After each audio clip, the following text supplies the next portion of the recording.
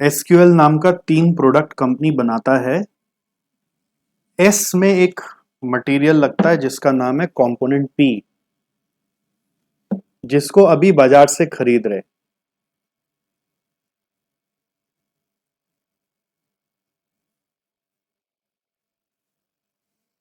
फिर आपको एसक्यूएल का टोटल डिमांड बताया है, सेलिंग प्राइस बताया है, कंपोनेंट पी अभी बाजार से खरीदते तो परचेज प्राइस बताया है, material, skilled labour, unskilled labour, variable overhead, सारा वेरिएबल कॉस्ट बता दिया है। फिर एनुअल फिक्स कॉस्ट है 15 lakh, availability of skilled labour है 16,200, स्किल्ड लेबर लिमिटेड है, other resources are sufficient to meet annual demand और सेल्स। तो स्किल्ड लेबर ये आपका की फैक्टर हो गया यहां पर। इसका अगर आवर्स आप देखना चाहते हैं तो 20/40 करके आएगा 0.5 आवर, 60/40 करके आएगा 1.5 आवर, 40/40 करके आएगा 1 our. Engineering division of the company came forward with a proposal to make the component P in-house with the following cost breakup। तो total cost सारा वेरिएबल ही दिया हुआ है, ये रेलिवेंट कॉस्ट ऑफ मेक हो गया। और अगर आप कैपेसिटी लिमिटेड है तो स्किल्ड आवर्स में अगर जाएंगे तो वो 1 आवर पर यूनिट आ रहा है। For in-house making of the component P, there will be no change in annual fixed cost of the company। कोई एक्स्ट्रा फिक्स कॉस्ट नहीं है। Company can either buy the component P or make it in house. P के लिए make और buy हम कर सकते हैं। Recommend the optimum production plan and profit for the year, show calculation in support of the answer. कैसे करोगे?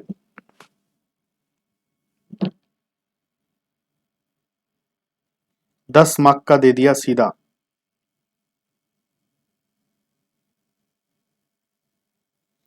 Question में बोल रहा optimum production plan and profit दिखाओ। खाली मेक और बाय इवेल्युएट करने बोलता तो एक अलग गेम था, बट आपको बोल रहा है कि प्रोडक्शन प्लान और प्रॉफिट पूरा समझाओ। किसी का कोई आइडिया है कैसे करना चाहिए? एग्जाम में फेस करोगे तो क्या अप्रोच लगाओगे?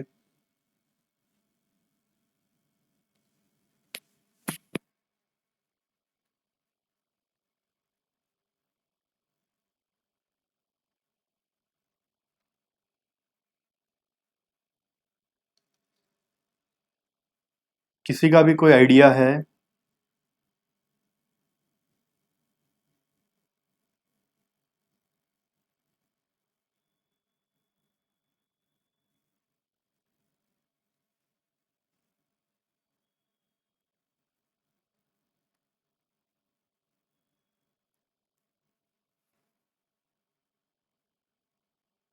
कोई आइडिया नहीं आ रहा है?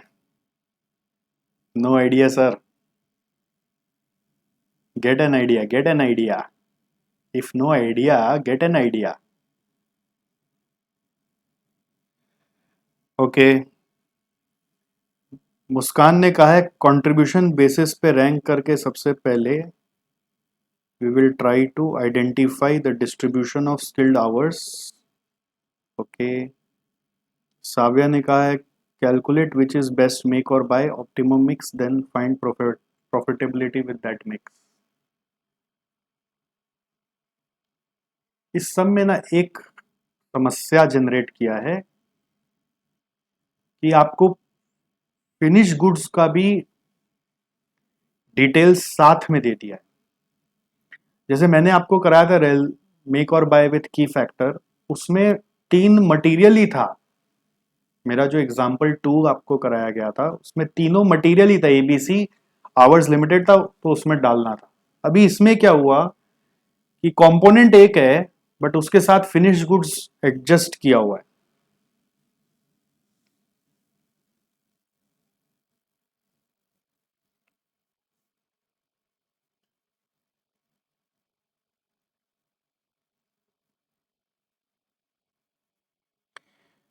वंदना ने भी सही बात बोला कि सर पहले करंट में हम लोग क्या कर रहे हैं वो पता कर लेते हैं और फिर हम देखेंगे कि मेक करने के लिए हमारे पास समय कैसे आएगा। करंट में हम लोग क्या कर रहे हैं, करंट मिक्स क्या है, ये अप्रोच सबसे बेस्ट है अभी तक का आपका जितना भी आंसर्स आया। करंट मिक्स क्या है वो पहले पता करते हैं। करंट में ये लोग कंपोनेंट पी को परचेज कर रहा है, तो इससे पूरा करंट सिनेरियो क्या है वो देख लेते हैं और फिर कंपोनेंट पी बनाने के लिए तो जगह निकालना पड़ेगा ना। पहले कैपेसिटी किसको दोगे, फिनिश गुड्स को दोगे कि मटेरियल को दोगे? ये तो इम्प्लाइड है, मैंने शुरुआत में ही बोला था पहले फिनिश गुड्स को ही कैपेसिटी देंगे। तो पहले कंपोनेंट पी का अगर परचेज हो रहा है तो जो कैपेसिटी है अपने पास स्किल्ड आवर का वो कहीं ना कहीं तो डिस्ट्रीब्यूटेड है ना। आप ये नहीं बोल सकते कि जो कैपेसिटी है उससे एसक्यूएल पूरा बन रहा होगा। एसक्यूएल का 16200 आवर्स से लिमिटेशन आ रहा है, तो एसक्यूएल कितना कितना बन रहा होगा वो जान लो और फिर सोचो कि अब मेरे को उसमें कंपोनेंट पी बनाना है। अब कंपोनेंट पी यदि बनाना है तो उसके लिए कैपेसिटी कहाँ से आएगा? इस 16200 को पहले एसक्यूएल को दे देंगे, उसके बाद देखते हैं कहाँ से कैपेसिटी रिलीज करके पी बना सकते हैं, उसके हिसाब से अपॉर्चुनिटी कॉस्ट लेकर इवैल्यूएशन कर लेंगे। ये एक बहुत अच्छा तरीका आपने बताया।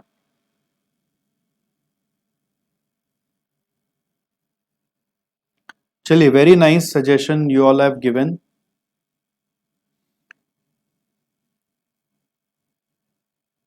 सीधा मेक और बाय में जंप नहीं करके पहले करंट सिनेरियो इवेल्युएट होना चाहिए। Very nice. आइए हेडिंग दीजिए करंट सिनेरियो या current mix if component P is purchased, ये हेडिंग दे दीजिए। तो करेंटली हम लोग को पहले रैंकिंग करना पड़ेगा ऑफ प्रोडक्ट्स। यहाँ पे रैंकिंग कंपोनेंट्स का नहीं हो रहा है, प्रोडक्ट्स का हो रहा है। प्रोडक्ट्स का रैंकिंग आपका स्टैंडर्ड वे में होता है, जैसे कि कंट्रीब्यूशन पर यूनिट ऑफ की फैक्टर के बेस पर। ये प्रोडक्ट्स है।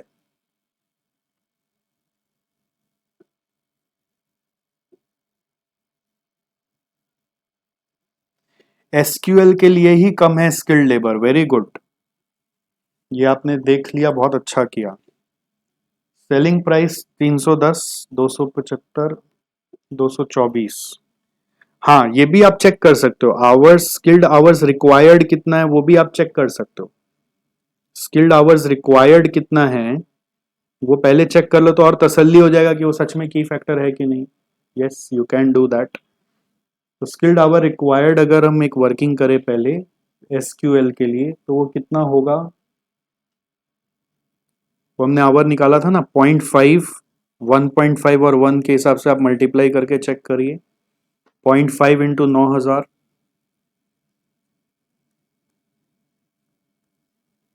फिर आ रहा है 1.5 इंटू 5700,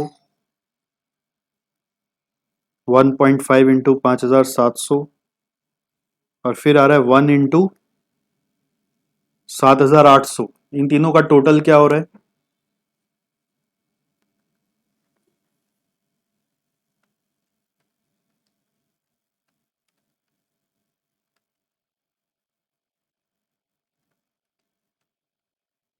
20,850 और अवेलेबल है हमारे पास सिर्फ 16,200। सो देयरफॉर ये की फैक्टर है, ये श्योर हो गया।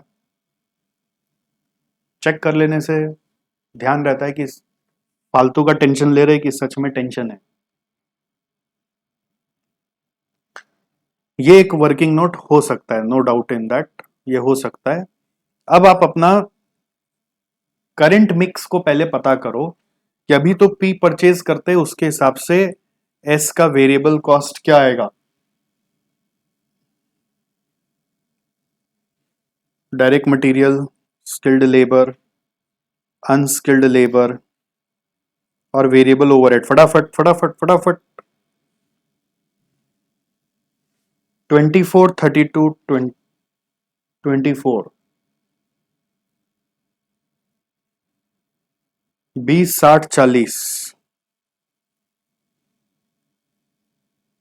18, 24, 36, 18, 24, 24।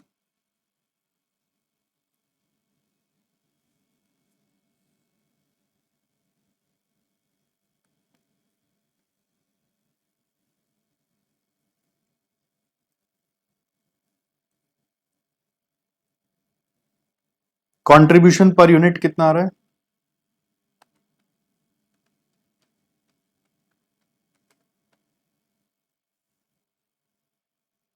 फिगर्स बोलिए जल्दी जल्दी।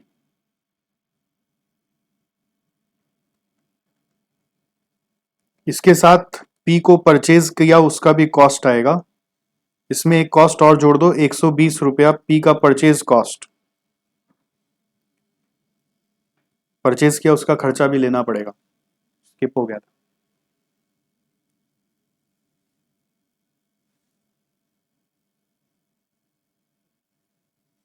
पी का परचेज कॉस्ट को भी यहां पे जोड़ो।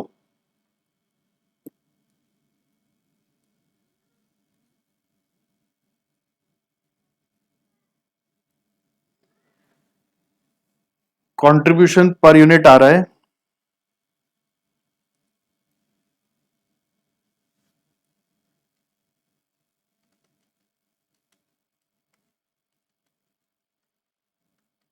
110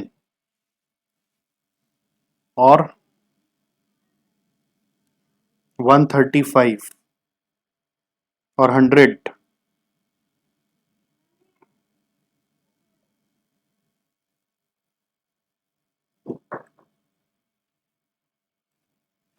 फिर आएगा hour per unit.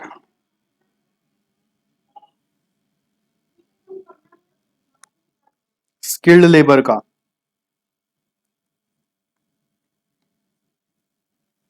Skilled labour का आवर पर यूनिट 0.5, 1.5 और 1। कंट्रीब्यूशन पर skilled labour our 220, 90, 100। Rank 132।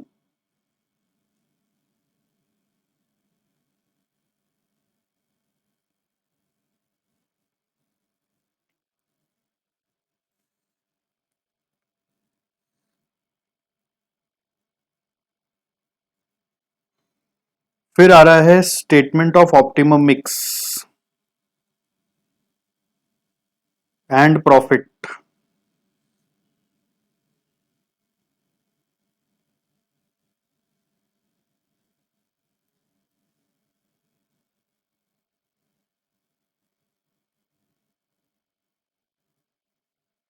Product,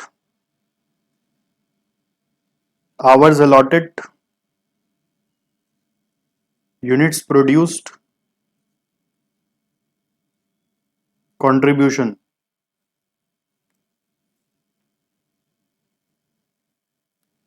rank के हिसाब से जाइए, पहले एस,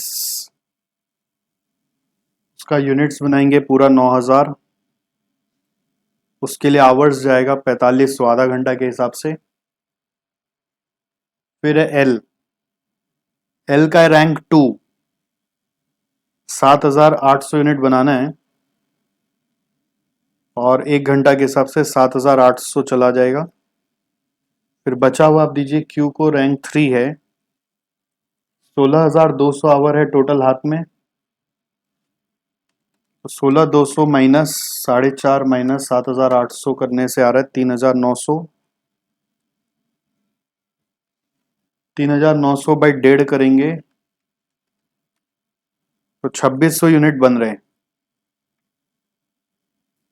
उसका कंट्रीब्यूशन निकाल लीजिए। 9000 अगर यूनिट से जा रहे हो, 9000 यूनिट से, तो यूनिट वाला कंट्रीब्यूशन पर यूनिट से मल्टीप्लाई करना, जो था एस में 110, एल में 100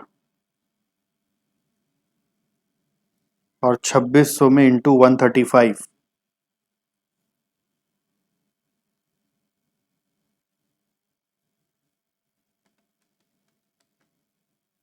यार है 9,90,000, यार है 780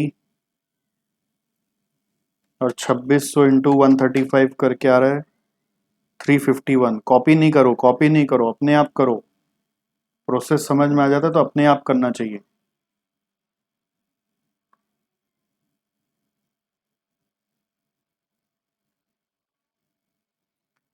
सो ये टोटल कितना आ रहा है? 990, 780, 351।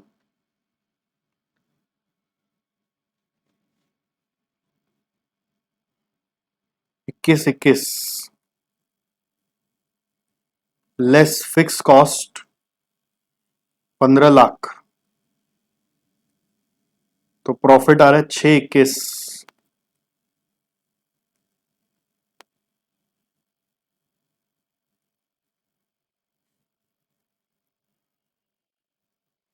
तो ये मेरा करंट सिनेरियो का ऑप्टिमम मिक्स है।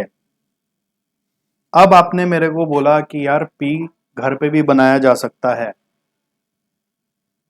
ठीक है? तो पी बनाने के लिए समय चाहिए, समय है नहीं, तो इस समय क्यू से निकाल कर,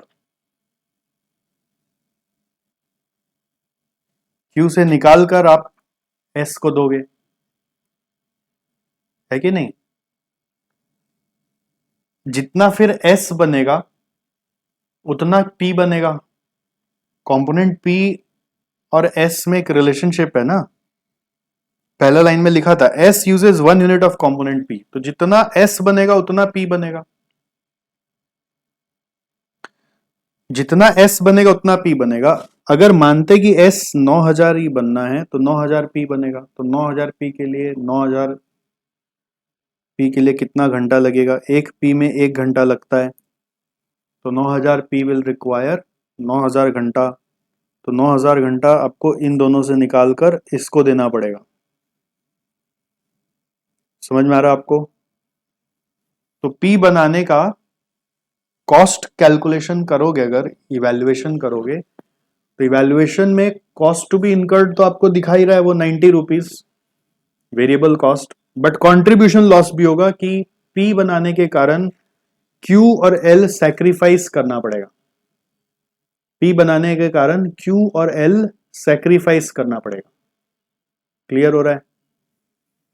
पी बनाएंगे अगर, तो पी का रेलिवेंट कॉस्ट आ रहा है, cost to be incurred variable cost है विच इज 90। कंट्रीब्यूशन लॉस्ट समय नहीं है ना, टाइम तो बचा हुआ नहीं मेरे पास, सरप्लस टाइम में मैं मेक करता हूं। बट अगर सरप्लस टाइम नहीं है तो फिनिश गुड छोड़ के मेरे को मेक करना पड़ेगा। तो अगर मैं कंट्रीब्यूशन लॉस्ट ऐसे देखूं, क्यू का रैंक 3 है, उससे 3900 घंटा निकालूंगा, ठीक है? और फिर ये 9000 यूनिट के लिए सोच रहा हूं कि एस का अभी भी 9000 यूनिट बनेगा तो, और फिर आप एल से 7800 घंटा टोटल आपको दिखा रहा है उसमें, बट आपको 9000 ही चाहिए ना, तो 9000 चाहिए तो 5100 घंटा आप यहां से निकालोगे। उसका कंट्रीब्यूशन उसका कंट्रीब्यूशन 135 है और ये 100 है, ठीक है? तो टोटल कंट्रीब्यूशन लॉस निकालो। टोटल कंट्रीब्यूशन लॉस आ रहा है 3900 इंटू वन, नहीं ये 135 और 100 मैंने गलत लिखा, पर आवर वाला लेना है बिकॉज आवर वाला अमाउंट अपने देख रहे हैं। 90 और 100 है, ये 90 और ये 100 है। पर यूनिट से मैंने देख लिया था, पर यूनिट से मत देखिए। क्यू का 90 है यहाँ पर, और रैंक 2 से निकाला उसका कंट्रीब्यूशन पर आवर 100 है। तो ये ऐड करके टोटल कंट्रीब्यूशन लॉस्ट कितना आएगा? 3900 इंटू 90, 5100 इंटू 100, जोड़ के आ रहा है 8,61,000। उसको अगर हम 9000 यूनिट से डिवाइड कर दें तो डिवाइड बाई 9000 करने से आ रहा है ये 95.66, 95.66। तो ये आ गया 185.66, जबकि आपका परचेज प्राइस है सिर्फ 120 रुपया, तो वायबल ही नहीं है। Therefore P's purchase is not viable, भारी नुकसान।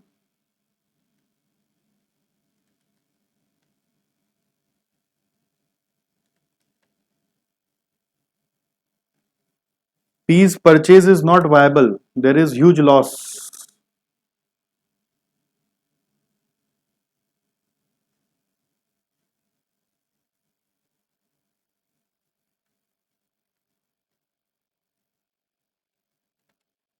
ठीक है, मतलब फिनिश गुड्स का बाजार बंद करके आप मटेरियल बनाने चले जाएंगे, एक तो ये भी सूट नहीं करता अदर फैक्टर्स के हिसाब से। कस्टमर लूज कर जाएंगे, आप क्यूएल का पूरा मार्केट ही लूज कर जाएंगे, तो एस का भी मार्केट बैठ जाएगा, ऐसा भी हो सकता है। So P's manufacturing is, P's sorry purchase लिख दिया मैंने, P's manufacturing is not viable, P's manufacturing is not viable. समझ में आया आपको कंपोनेंट पी को लेके क्या लिखना है? इसको नोट कर लिया होगा आपने, नहीं किया तो अभी करिए। रेलिवेंट कॉस्ट आपने निकाला, कंट्रीब्यूशन लॉस्ट आप कैसे लोगे? फ्रॉम आवर्स रिलीज्ड, और आवर्स कहां से रिलीज करोगे? वही कॉन्सेप्ट जो रेलिवेंट कॉस्टिंग में मिला था कि हमेशा समय अगर निकालना है कोई काम करने के लिए, ऑफर है, मदद करना है, तो समय हमेशा लीस्ट प्रॉफिटेबल प्रोडक्ट से निकालोगे। तो लीस्ट प्रॉफिटेबल है अभी हमारा क्यू और एल, तो उससे अगर हम समय निकाल के देख रहे हैं तो ये रिजल्ट आ रहा है 3900 और 5100 का समय का जो नुकसान हो रहा है, उसको अगर हम यहाँ पे कवर करें तो कॉस्ट बहुत हाई हो जा रहा है। 185.66 माइनस 120 करके 65.66 पर यूनिट ऑफ पी से अपने को लॉस हो रहा है। समझ में आया आपको?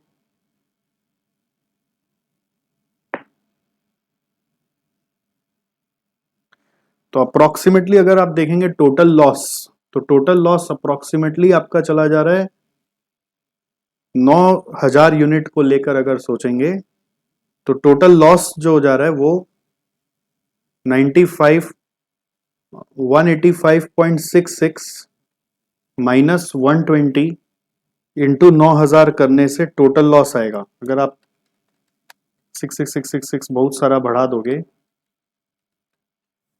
तो ये 5,91,000 अप्रोक्स आ रहा है।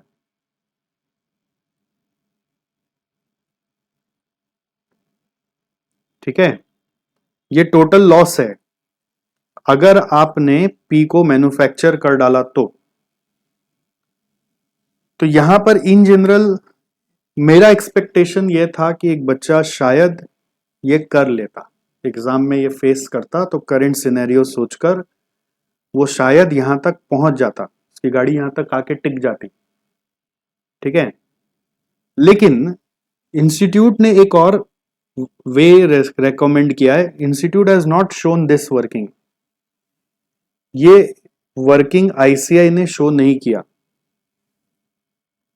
ICI has not done this way.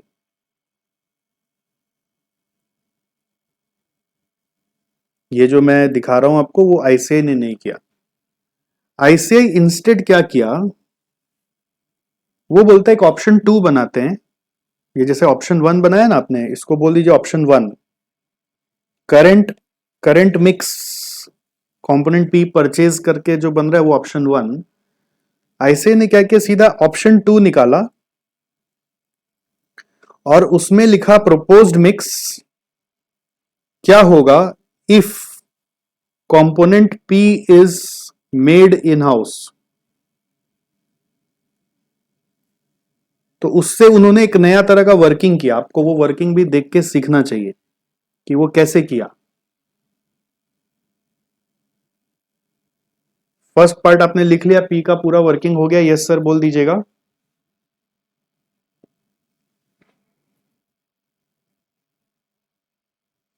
अब अपने ऑप्शन 2 कर रहे हैं जो आईसीआई ने शो किया। ICI has done this after current mix. वो बोलता है चलो देखते हैं कि प्रोपोज्ड मिक्स क्या है। अगर पी को परचेज कर लेंगे, परचेज करने की जगह मेक कर लेंगे, तो प्रोपोज्ड मिक्स क्या होगा। तो उससे उसने रैंकिंग को चेंज किया। Statement of ranking SQL, SQL में सेलिंग प्राइस वही है 310, 275, 224, लेस वेरिएबल कॉस्ट में कंपोनेंट P का मेकिंग का कॉस्ट डाल दो 90, बाकी सब वैसा का वैसा ही है, direct material, skilled labour, unskilled labour, variable overhead वैसा का वैसा ही है। तो नया कंट्रीब्यूशन पर यूनिट निकालो, मुझे आप आंसर बताओ, और फिर आवर्स पर यूनिट आपको मालूम है स्किल्ड वाला, उससे कंट्रीब्यूशन पर आवर निकाल के नया रैंकिंग करो। मुझे फाइनल रैंक बताओ।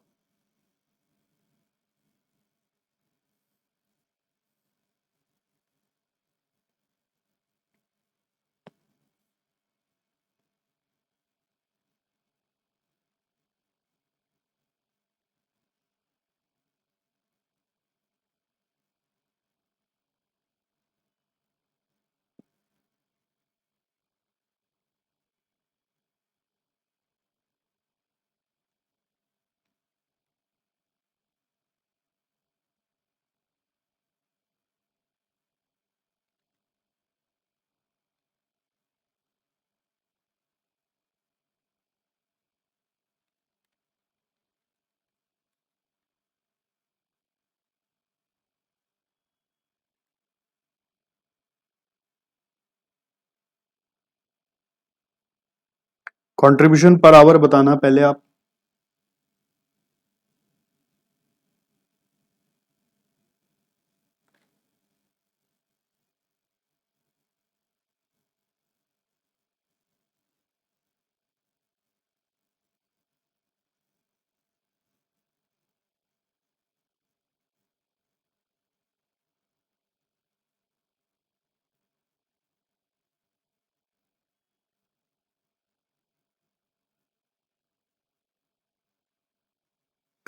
पर यूनिट बताइए पहले, 140, 135 और 100 था,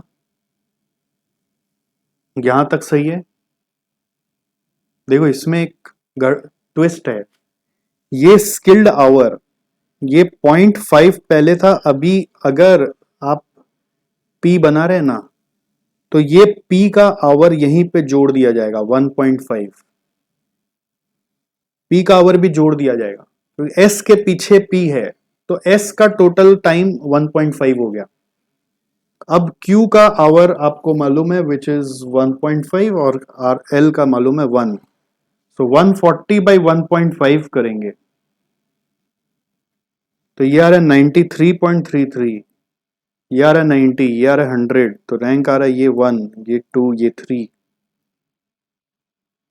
पहले जो S का रैंक 1 था, अब वो S का रैंक 2 में शिफ्ट हो गया। देखो अप्रोच चेंज होने से कैलकुलेशन चेंज होगा, ठीक है। इससे एक इंपैक्ट आ गया। इंपैक्ट क्या आ गया, यहां पे जब हम इवेल्युएशन अभी 9000 यूनिट लेके कर रहे हैं, तो हिसाब से वो 9000 यूनिट सही नहीं है। क्यों सही नहीं है?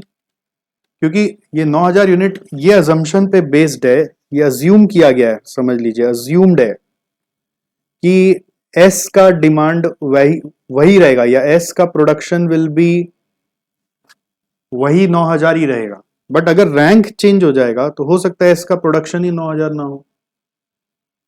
तो हम तो ये 9000 के हिसाब से वैल्यूएशन कर दिए ना। आई होप आपको समझ में आ रहा है।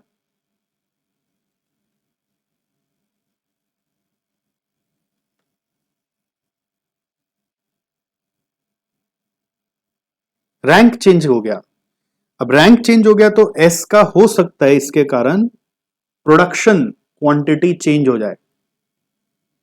So statement of optimum mix,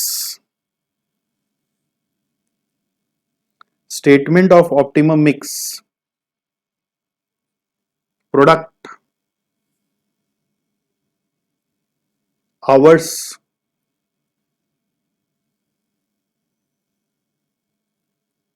units produced rank के हिसाब से अलॉट करो।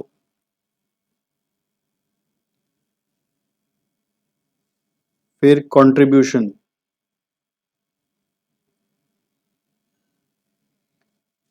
रैंक आ गया अब एल का फर्स्ट,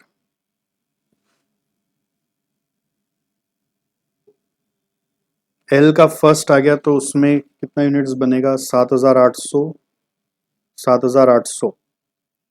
एल के बाद आपका नेक्स्ट रैंक है एस का। अब S is including the time of components, 1.5 घंटा के हिसाब से आपके पास 16,200 घंटा है हाथ में।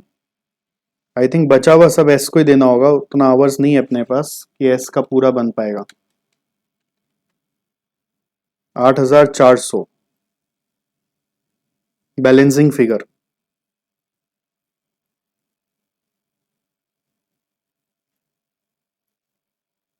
8,400 बैलेंसिंग फिगर। तो 8,400 डिवाइडेड बाई 1.5 करेंगे, 5,600 आएगा।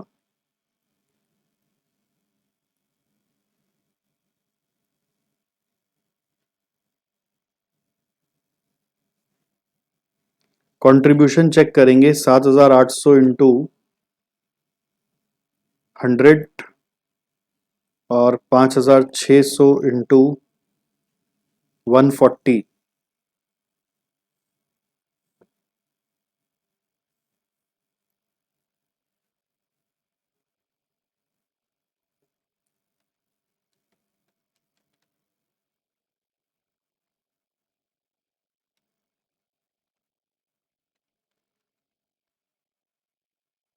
$1,564 आ रहा है क्या?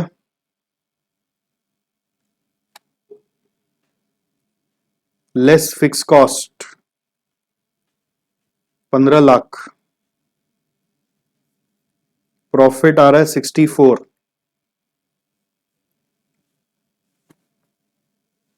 सो क्लियरली अब डिसाइड हो गया ना इसको देखकर कि ये वाला मिक्स सही नहीं है। तो रिकमेंडेशन आप लिख सकते हो, आप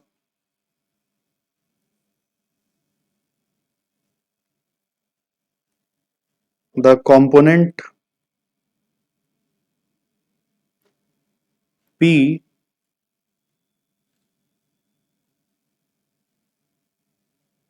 should be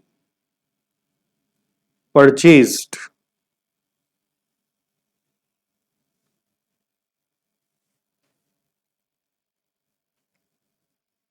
as if it is made, the profit will reduce by rupees 5। पहले कितना प्रॉफिट था, 621 माइनस 64, 557 आ रहा है per annum. Therefore, the optimum mix is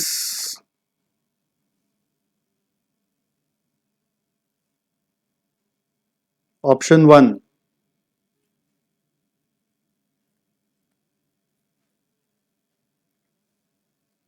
however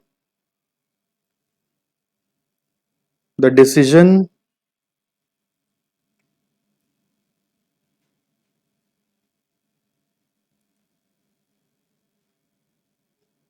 might have strategic implications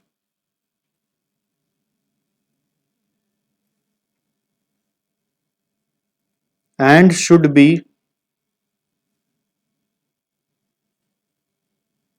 नया बात लिखा हुआ है इसमें वो भी मैं आपको लिखा दूं रहा हूं, should be formulated from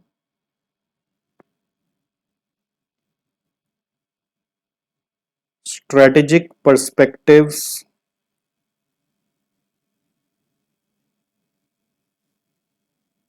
with senior management's involvement। ये इंस्टीट्यूट ने लिखा है ऐसे, ठीक है। मेरे हिसाब से यहाँ पे नॉन फाइनेंशियल फैक्टर्स के बारे में बोल देना चाहिए था, तो मैं यहाँ पे अपने तरफ से ऐड कर रहा हूँ and other non financial factors. Actually ये जो स्ट्रेटेजिक पर्सपेक्टिव वर्ड होता है ना, इसका मतलब होता है लॉन्ग टर्म फैक्टर्स, और लॉन्ग टर्म फैक्टर्स में नॉन फाइनेंशियल ही आता है। तो बस उसी का एक रेफरेंस देना है कि नॉन फाइनेंशियल को भी ध्यान में रख के अल्टीमेटली डिसीजन लिया जाएगा। तो आप अगर इसके जगह नॉन फाइनेंशियल फैक्टर्स ही लिख आते हैं तो मुझे लगता है इंस्टीट्यूट मार्क्स देगा, क्योंकि आपने कॉन्टेक्स्ट को तो टच किया ही है। इंस्टीट्यूट कॉन्टेक्स्ट चाह रहा है कि मेरा स्ट्रक्चर में आंसर आना चाहिए। अब आप वर्ड्स चेंज कर रहे हैं, स्ट्रेटेजिक की जगह नॉन फाइनेंशियल लिख रहे हैं, लॉन्ग टर्म लिख रहे हैं, तो वो चलेगा, कोई प्रॉब्लम नहीं है। तो देखो यहां पर सीखने का चीज क्या था कि आंसर में थोड़ा सा चेंज हो गया। ये आपने 9000 यूनिट पे किया जो अज्यूम करके किया, बट एस का तो प्रोडक्शन ही चेंज हो गया, 8400 आ गया ना सीधा। तो 8400 होने से तो कैलकुलेशन चेंज हो जाएगा। ये तो हम 9000 यूनिट पे किए, ये अज्यूम्ड यूनिट्स पे कर दिए। तो जब अपने सेकेंड पार्ट में प्रोडक्शन करने गए तो रैंक बदल गया, रैंक बदल गया तो 9000 यूनिट बदल गया। तो ये जो अजम्पशन से अपने किए, मुझे डाउट आता है कि फिर इंस्टीट्यूट इसको एक्सेप्ट करेगा कि नहीं करेगा। इसलिए प्रेफर्ड है कि आप ये वाला तरीका को यूज ना करके ये समझने के लिए रखकर इसको अलग से एक बॉक्स में डाल के रख दो कि इसको समझने के लिए सर ने समझा दिया था, बट इसको आप कृपया करके यूज ना करें। क्यों यूज ना करें उसका भी रीजन लिख दो कि इसको यूज करने में एक पंगा हो रहा है कि ये 9000 यूनिट्स अज्यूम्ड है, बट अगर हम कंपोनेंट पी बना रहे हैं तो एसक्यूएल में रैंक चेंज हो जा रहा है, जिसके कारण एस का क्वांटिटी कम हो जा रहा है। हाउ डू यू नो कि पी बनाने के कारण एस का फिर से 9000 ही बनेगा? तो ये अजम्पशन पे बेस था। तो ये 8400 तो अपने को यहाँ पे पता ही नहीं चलेगा ना, वो तो सेकंड पार्ट जब करेंगे तभी पता चलेगा।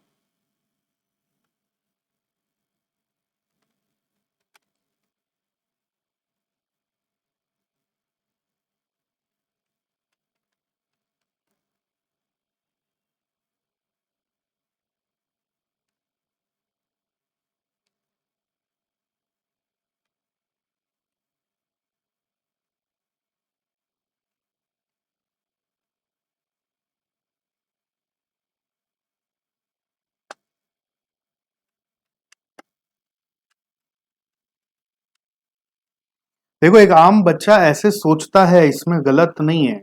इसमें खाली एक ही प्रॉब्लम हो गया कि ये 9000 यूनिट कहां से आया। ये तो अज्यूम्ड केस था। अगर इस सम में मान लीजिए सिर्फ बोला होता है कि कंपोनेंट पी को मेक करे कि बाय करे, उसी का पोर्शन देखना है, तो ये अलग बात थी। भी यहां पर प्रोडक्शन क्वांटिटी को लेके भी तो बात बोला, optimum production plan and profit. तो ऑप्टिमम तो वही है जिसमें और भी कॉम्बिनेशन लगा के आप बेस्ट कुछ कर सकते हैं। तो इसलिए सजेस्टेड है कि आप जो इंस्टीट्यूट कराया है उसी को ही करें। और ये जो आपने सोचा था, मैंने आपका सोच का वजूद को रखा, उससे वर्किंग दिखाया, उसका लिमिटेशन समझाया कि ये 9000 यूनिट आप अज्यूम करके कर रहे हो, ठीक है। बट अगर हमारा इस प्रोडक्शन करने के कारण एसक्यूएल में रैंकिंग चेंज हो जा रहा है तो उस एस्पेक्ट को हम इग्नोर कर रहे हैं, और ये क्लिक नहीं करता है। जब तक आप ऐसा सम देखो नहीं ना, ये क्लिक नहीं करता है। तो दिस इज समथिंग न्यू। यहाँ पे भी ये 1.5 को मार्क कर लीजिएगा कि यहाँ पे आवर पर यूनिट हमने बढ़ा लिया है।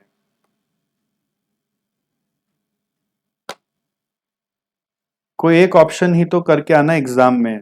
हाँ बेटा, लेकिन इंस्टीट्यूट वाला ही करना है। अब एकदम नया क्वेश्चन आया, जो दिमाग चला वो कराए सर, तो ठीक है भाई, जो कराए उसके हिसाब से इंस्टीट्यूट कुछ तो मार्क्स देगा आपको। बट अभी जब इंस्टीट्यूट का सॉल्यूशन मालूम है तो कृपया करके इंस्टीट्यूट के हिसाब से करें, क्यों पंगा लेने जाते हैं।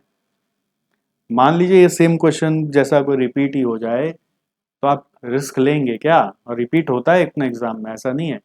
मई 18 का क्वेश्चन अभी जैन 21 में आ गया था, तो रिपीट होता रहता है। कब होगा, किस एग्जाम में होगा, ये नहीं मालूम। इनफैक्ट ये क्वेश्चन अभी हम सारे पुराने स्टूडेंट के साथ भी शेयर करेंगे। आपके साथ अभी करा दिए, पुराने स्टूडेंट के साथ भी शेयर करेंगे कि उनका में शायद हम लोग यही वाला डिस्कस किए हुए हैं। आईसीआई ने वो जो अप्रोच नहीं किया है, हमने वही डिस्कस किया हुआ है। बट आप उसको कैजुअली लोगे, इंस्टीट्यूट मानेगा नहीं, क्या करें। इंस्टीट्यूट इंस्टीट्यूट है, वो अपना अप्रोच भी मार्क्स देगा। सो रिक्वेस्टेड है आप इंस्टीट्यूट अप्रोच को ज़्यादा से ज़्यादा फॉलो करें। अगर कभी भी कोई कारण से आप ऐसा कोई क्वेश्चन में आ जाएं जहां पर आपको लगे कि मेरा अप्रोच थोड़ा सा इंस्टीट्यूट से मिसमैच है और आप कंफ्यूज हैं कि किसको प्रायोरिटी दें, तो आई विल सजेस्ट इंस्टीट्यूट को प्रायोरिटी दो। मेरा से सीख लिया, समझ लिया, इतना मेरा से बुद्धि आ गया कि इंस्टीट्यूट का समझ में आ रहा है, तो बस दैट इज ऑल इनफ। ठीक है, क्योंकि आंसर आंसर में मटेरियल डिस्क्रिपेंसी आ रहा है ना, और हम लोग अजम्पशन पे खेल रहे हैं 9,000, और जबकि यहाँ पे आंसर में एस का प्रोडक्शन क्वांटिटी 8,400 हो गया, तो पूरा खेल ही बदल गया। और एक और चीज हुआ, आप अगर बोलेगे अच्छा सर तो फिर हम 8,400 से टेस्ट करके देखें ये मैच हो जाएगा, नहीं होगा। क्यों? क्योंकि अल्टीमेटली जो चेंज इन कंट्रीब्यूशन आ रहा है ना, उसमें उसका भी इम्पैक्ट आ गया ना।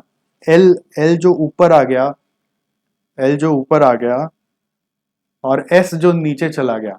पहले एस ऊपर था, ठीक है, और एल सेकंड रैंक पे था, अभी एल ऊपर रैंक पे आ गया और एस आपका नीचे आ गया, तो उसके कारण भी कुछ कंट्रीब्यूशन में चेंजेस आया होगा। पुराना कंट्रीब्यूशन में क्यू को भी इन्वॉल्व किया हुआ है, अभी क्यू सीन में ही नहीं है, तो कंट्रीब्यूशन चेंज भी तो हुआ। तो आपको उसको इंक्रीमेंटली थोड़ा डीप में जाके सोच के करना पड़ेगा। उससे अच्छा अभी उतना डीप में मत जाइए इस क्वेश्चन में। फैक्ट ये है कि आप 8,400 से सम करिए। हो गया, चैप्टर खत्म। मिलते हैं अगला दिन नया चैप्टर के साथ। आपको जो होम टास्क दिया आप उस पर काम करिए। हर चैप्टर का नॉन फाइनेंशियल का पॉइंट्स को बनाना शुरू करिए।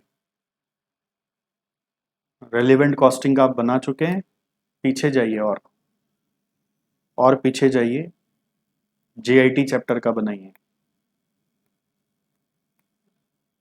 मेरे को दिखाते रहिए तो मुझे भी पता चलते रहेगा आप कर रहे हैं काम कि नहीं कर रहे हैं। इस बहाने रिवीजन हो जाएगा थोड़ा थोड़ा। Bye bye, take care.